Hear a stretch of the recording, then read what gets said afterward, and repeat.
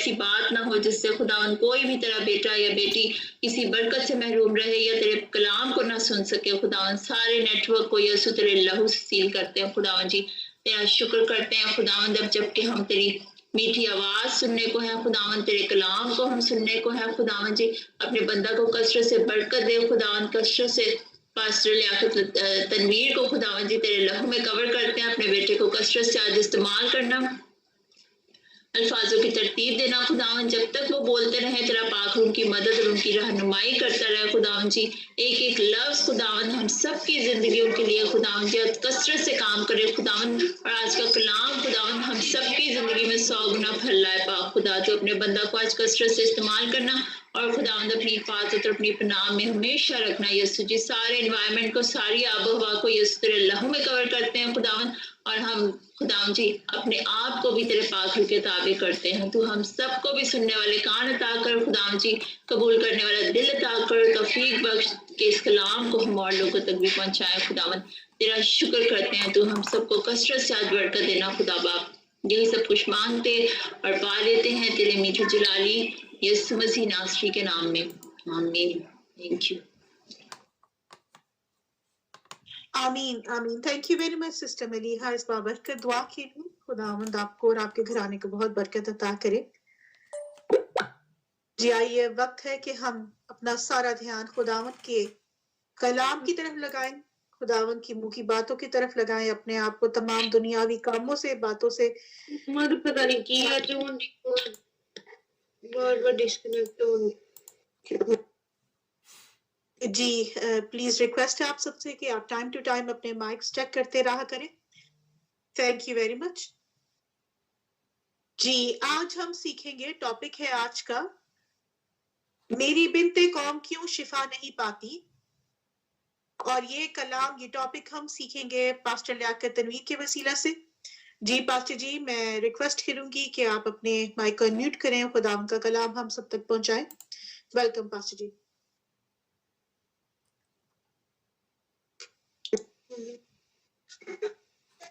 بار بار کال disconnect ہونے ماما نے کہا ہے کہ نیٹ نہیں صحیح چل گیا ہے.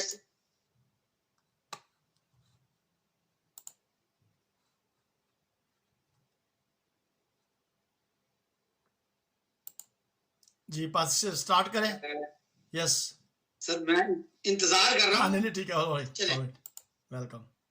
چلیں جی, خداوند کا شکر ادا کرتے ہیں اس خوبصورت وقت کے لیے جو خداوند نے ہمیں دیا تاکہ ہم اس کے حضور آئیں, اس سے ملاقات کریں, اس سے گفتگو کریں اور برکت پائیں.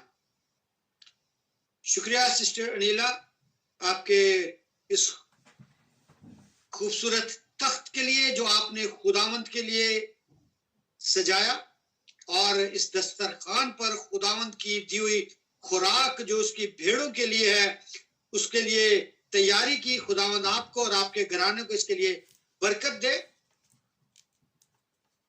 خداوند کا شکر ادا کرتے ہیں, خداوند بڑا مہربان باپ ہے اور خداوند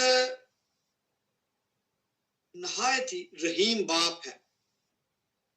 وہ اپنے لوگوں پر اپنے بید آشکارا کرتا ہے. میں 2 دن پہلے چاہ رہا تھا کہ اس ٹاپک کو, جب پاسٹر لطیف نے مجھ سے پوچھا کہ آپ کس ٹاپک پر بات کرنا چاہتے ہیں, تو جو ٹاپک میں نے سوچا تھا, جو میرے ذہن میں تھا, وہ کچھ دیر پہلے پاسٹر جان لطیف نے ایک جو سٹوری بیان کی, جو واقعہ بیان کیا مقدس یرمیہ کا اور خدا کی اس ملاقات کا, تو میں بالکل وہی ٹاپک شیئر کرنا چاہتا تھا. لیکن جب پاسٹر صاحب نے مجھ سے پوچھا تو میرے ذہن میں اسی کو سوچتے ہوئے میں نے سوچا کہ یہ جو ٹاپک ہے, کیونکہ جو بات میں کرنا چاہ رہا تھا وہ مسیح یسوع کی جی اٹھنے کے بعد جب اس کے شاگرد اس کی قبر پر جاتے ہیں تو وہاں پر جو رومال ان کو ملتا ہے, میں اس پر بات کرنا چاہتا تھا. پھر میں نے سوچا کہ یہ تو جو کلام ہے یہ جی اٹھنے کے بعد کے وقت کے لیے رکھ دیتے ہیں. اور میں نے جو ٹاپک جو خداوند کے روح نے مجھے آگاہ کیا اور میں نے چاہا کہ آپ تک بیان کروں وہ یرمیہ ہی کی معرفت کا بیان تھا. اور دیکھیں خداوند کا پاک روح کس طرح سے اپنے لوگوں کی برابری کرتا ہے اور ان کو وہ باتیں سکھانا. اور پاس صاحب نے اسی بات کو جو میں کہنا چاہ رہا تھا اس کا کچھ حصہ آج کھول دیا اور آپ تک وہ پہنچا اس کمر بند کے حوالہ سے. یہ ایک بڑا وسیع ٹاپک ہے اور اگر خداوند نے وقت دیا اور چاہا تو پھر ہم اس ٹاپک کو ضرور سیکھیں. یہ بڑا وسیع ٹاپک ہے جو پاسٹر جان نے آج اس کو بیان کیا ہے. کہنے کا مطلب میرا یہ ہے کہ خداوند جو چیز چاہتا ہے وہ کسی نہ کسی طریقے سے اپنے لوگوں تک پہنچا دیتا ہے. میں نے اس کو بعد کے وقت کے لیے رکھ چھوڑا تھا. میں نے چاہا کہ اس کو عید قیامت المسیح یا مسیح یسوع کے جی اٹھنے کی جو عید ہے اس کے بعد کا جب وقت آئے گا تو پھر ہم اس بات کو سیکھیں گے, کیونکہ اس کا جو تعلق تھا وہ اس کپڑے سے تھا. جب شاگرد اس کی قبر پر جاتے ہیں تو وہاں مسیح نہیں ہوتا بلکہ وہ کپڑا ہوتا ہے.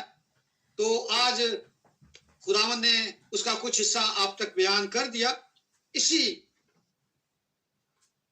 حصہ میں سے جو خداوند نے آج کھولا ہے اور جس کا ہم نے پہلے بیٹی نے کہا کہ آج کا جو ٹاپک ہے کہ میری بنت قوم شفا کیوں نہیں پاتی. یہ بات یہ درخواست یہ سوال مقدس یرمیہ کا ہے اور اسی یرمیہ کا جو ہم کچھ دیر پہلے جس کی بابت ہم نے کچھ دیر پہلے سیکھا. میرے عزیزو یرمیہ جو انتوتی کاہنوں کے قبائل میں سے تھا, ایک کاہن تھا جس پر خداوند کا کلام نازل ہوتا ہے اور وہ اپنے لوگوں کے لیے آہ و نالہ کرتا ہے. بڑا دکھ اور تکلیف میں مبتلا ہو کر ان کے لیے گریہ زاری کرتا اور اسی لیے یرمیہ کو کہتے ہیں ویپنگ پروفٹ یعنی رونے والا نبی. اور کیونکہ وہ اپنی قوم کی نافرمانیوں اور ان کی روحانی کمزوری کی وجہ سے ان کے لیے آہ و نالہ کرتا ہے تاکہ وہ تائب ہو کر آنے والے عذاب سے بچ جائے. اسے اپنی قوم کی فکر ہے اسی لیے وہ ان کے لیے آہ و نالہ کرتا ہے. اور جب ہم بات کرتے ہیں اس حصہ کی جو آج ہم سیکھنے کو ہیں وہ اپنی قوم ہی کے لیے پکارتا ہے اور یہ سوال کرتا ہے کہ کیوں میری قوم جو ہے وہ بنت قوم شفا نہیں پاتی. یہ شفا کون سی اور کیوں نہیں پاتی؟ اگر اسی آیت کا مقدس یرمیہ کی معرفت لکھا گیا ہے جو صحیفہ ہے اس کا 8واں باب اس کی 22ویں آیت ہے. کیا جلاد میں روگ نے بلسان نہیں ہے؟ کیا وہاں کوئی طبیب نہیں؟ کیونکہ جب ہم شفا کے تعلق سے دیکھتے ہیں تو شفا کس کے وسیلہ سے آتی ہے؟ طبیب کے وسیلہ سے, ڈاکٹر کے وسیلہ سے. اور اسی لیے وہ کہتا ہے کہ کیا وہاں کوئی طبیب نہیں ہے, کیا وہاں کوئی معالج نہیں ہے جو میری قوم کا علاج کر سکے؟ اور علاج کس کی؟ وہ کیوں نہیں شفا پاتی؟ جبکہ ہم اگر جلاد کے بارے میں دیکھو یرمیہ نبی جس کا مطلب یہ ہے کہ وہ یہوہ اٹھائے گا, یہوہ will raise, جس کا جو عبرانی مطلب ہے یہ انتوت کا رہنے والا تھا. اور آپ سب اس بات کو جانتے ہیں کہ جو لاوی تھے جو کاہن تھے ان کو خدا نے اپنی میراث میں سے کچھ حصہ نہیں دیا. اس نے کہا تھا کہ میں تمہاری میراث ہوں اور ان لوگوں کو قوم بنی اسرائیل کے جو دوسرے 11 قبائل تھے انہی کے درمیان جگہ ملی تھی. اور یہ جو انتوت تھا یہ بھی بنیامین کے قبیلہ میں ہارون کی اولاد کو دیا گیا تھا. اور یہاں پر یہی علاقہ ہے جو یرمیا جہاں پر کاہن تھا کیونکہ وہ بھی ہارون کی نسل سے تھا. وہ سوال کرتا ہے, 3 سوال ہیں. پہلا کیا جلاد میں روغن بلسان نہیں, وہاں کوئی طبیب نہیں. پھر تیسرا کیا ہے کہ میری بنت قوم کیوں شفا نہیں پاتی. تو پہلا سوال ہے جلاد میں. جلاد کون سی جگہ ہے؟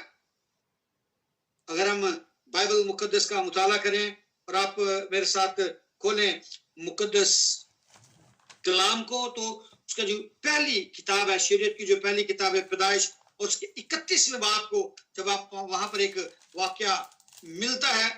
یعقوب جب اپنے سسر لابن کا گھر چھوڑ کر چوری سے اس کے گھر سے نکل جاتا ہے کیونکہ وہ محسوس کرتا ہے کہ اب اس کا سسر اور اس کے جو سالے ہیں وہ اس سے حسد کرتے ہیں کیونکہ خدا نے اس کو ان سے زیادہ برکت دے رہی ہے. تو وہ کیا کرتا ہے, وہ سوچتا ہے کہ ایسا نہ ہو یہ مجھ سے میرا سب کچھ چھین لے, میری بیویاں بھی رکھ لیں اور میں خالی ہاتھ رہ جاؤں. تو وہ ان سے چوری چھپے ان کے علاقہ سے نکل جاتا ہے. اور پھر جب لابن اس کا پیچھا کرتا ہے تو وہ اس سے پوچھتا ہے کہ تو کیوں چوری سے مجھ سے نکل آیا. اور پھر وہاں پر جس جگہ پر وہ لابن جا کر اس کو یعقوب کو پکڑتا ہے یا اس کو ملتا ہے تو اس جگہ پر اس جگہ کا نام وہ رکھتے ہیں جلاد, جس کا مطلب ہے شہادت کا ڈھیر. وہاں وہ ایک دوسرے سے عہد باندھتے ہیں, اب ہم ایک دوسرے کو کسی قسم کا کوئی نقصان نہیں پہنچائیں گے. میرے عزیزو, یہ جو علاقہ ہے جلاد کا جو علاقہ ہے یہ موجودہ اردن کا علاقہ ہے. اگر آپ اس کے متعلق جو بنی اسرائیل کی جو میراث ہے جو ملک کنعان کا جو پورا حصہ جو خدا نے ان کو میراث کے طور پر دیا تھا, اب یہ جو اردن کا جو علاقہ ہے جس کا ایک طرف جو شمال کا علاقہ ہے وہ سعودیہ کی طرف آتا ہے اور دوسرا جنوب کا جو بارڈر ہے وہ شام کی طرف لگتا ہے, یہ اسرائیل اور فلسطین کی طرف ہے. اور یہی وہ مقام ہے جہاں پر وہ عہد باندھتا ہے اپنے سسر کے ساتھ کہ اب ہم ایک دوسرے کو کوئی نقصان نہیں پہنچائیں گے. تو جلاد اب جب وہاں پر قوم بنی اسرائیل آبستی ہے اور خداوند کے وعدہ کے مطابق یہ جو حصہ تھا, یہ جو جلاد کا علاقہ تھا, یہ روبن, جاد اور منسی کے آدھے قبیلہ کو یہ پورا میراث کا جو حصہ تھا یہ اس کے بعد ملتا ہے. تو میرے عزیزو یہی وہ علاقہ ہے جہاں پر وہ عہد باندھا گیا تھا. اور پھر قوم بنی اسرائیل کے لوگوں کو جب وہ حصہ دے دے گا, اور یہ جو 2.5 قبیلے تھے وہ وہاں پر روبن کا جو یعقوب کا پہلوٹا بیٹا تھا اور جد اور منسی کا آدھا قبیلہ, یہ پورا علاقہ جو تھا یہ ان کو ان کی میراث کے طور پر ٹھہرتا ہے. اور یہاں پر بنی اسرائیل قوم کے لوگ بستے ہیں اور انہی کے متعلق قوم کے متعلق وہ کہتا ہے کہ کیا جلاد میں روغن بلسان نہیں ہے. تو میرے عزیزو آج ہم دیکھیں گے کہ روغن بلسان ہے کیا. بلسان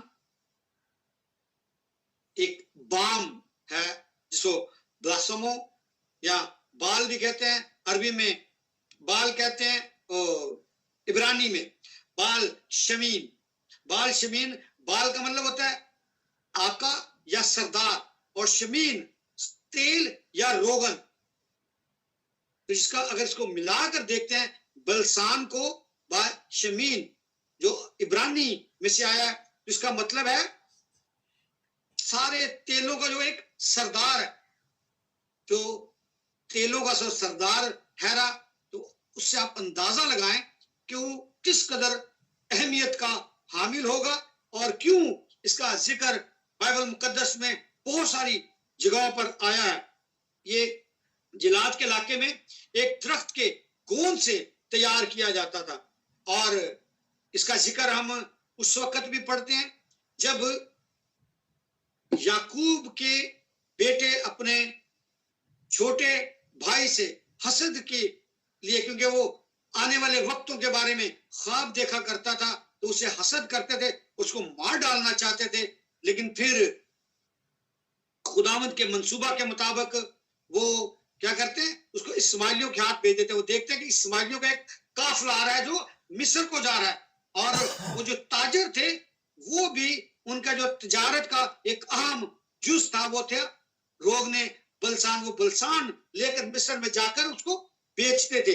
और फिर अगर हम पैदाइश 37वें बाब का भी मुताला करें तो वहां पर भी मिलता है कि ये बनी इस्राइल भी इसकी तिजारत किया करते थे, और ये जख्मों के लिए बड़ा अक्सीर, बड़ा फायदेमंद होता था। और ये एक ऐसा कीमती मसाला था जिसको बड़ी अहमियत दी जाती थी। जिस तरह अगर आप किसी को आजकल कीमती तोहफा देना चाहते हैं तो सोना, चांदी या हीरा वगैरह इस तरह के तोहफे देते हैं, लेकिन उस वक्तों में रोगने बलसान भी एक तोहफे की सूरत में बादशाहों को भी दिया जाता था। इसका जिक्र हमें मिलता है कि जब यूसुफ अपने अहद में आया और वो अपने बाप याकूब को मिस्र में बुलाता है तो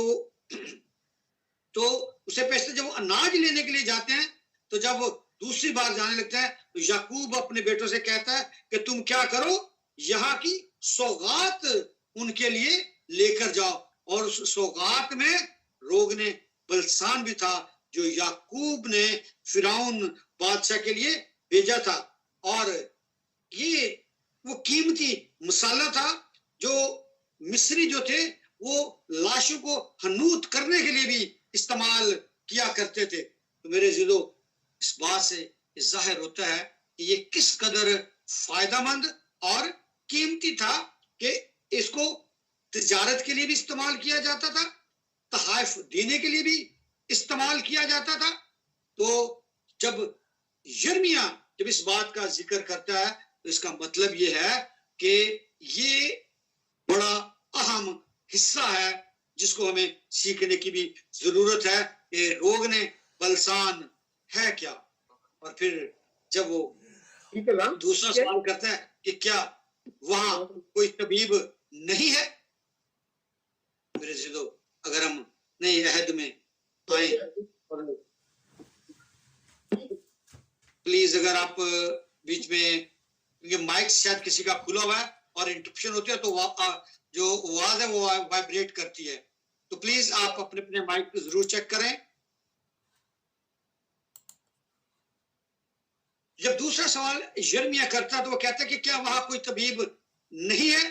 हम यहां पर अगर मत्ती रसूल की मार्फत लिखी गई अंजील का मुताला करें, उसके 9वें बाब में, लूका और उसके 5वें बाब का मुताला करें, तो जब मत्ती की बुलाहट भी होती है तो उस वक्त जब फरीसी मसीह यीशु से गुफ्तगू करते हैं और जब वो उसके घर में खाना खाने के लिए जाता है तो वो कहता है कि ये तो गुनहगारों के साथ बैठकर खाना खा रहा है।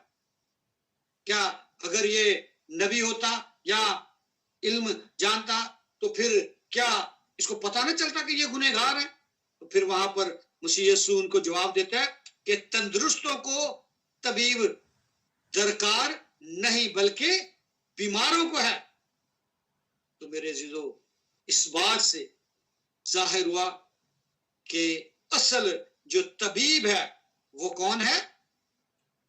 अब देखें लूका 8वें बाब में, तो वहां पर एक औरत जो 12 बरस से तकलीफ में थी, जिसको 12 बरस से खून रिसने की बीमारी थी, उस औरत ने सिर्फ उस तबीब की पोशाक ही को छू लिया तो वो शिफा पा गई। ईमान का अंसर देखें, वो गुनाह की हालत में, बीमारी की हालत में, क्योंकि खवातीन को जब ये बीमारी होती है तो वो अपने आप को नापाक कहती हैं और उसके जहन में जो बात थी कि वो खुदावंद है, पाकीज़ा हस्ती है, मैं उसके करीब नहीं जा सकती, शर्म चाहे समझ ले उसको या कुछ भी देख ले, वो उसके करीब नहीं जाते। अपने जहन में ये सोचते हैं कि अगर मैं इसकी पोशाक ही को छू लूंगी तो शिफा पा जाऊंगी। मेरे जीरो وہاں پر وہ اس کی پوشاک ہی کو چھو لینے سے شفا پا جاتی ہے. اور یہاں پر یرمیہ کہتا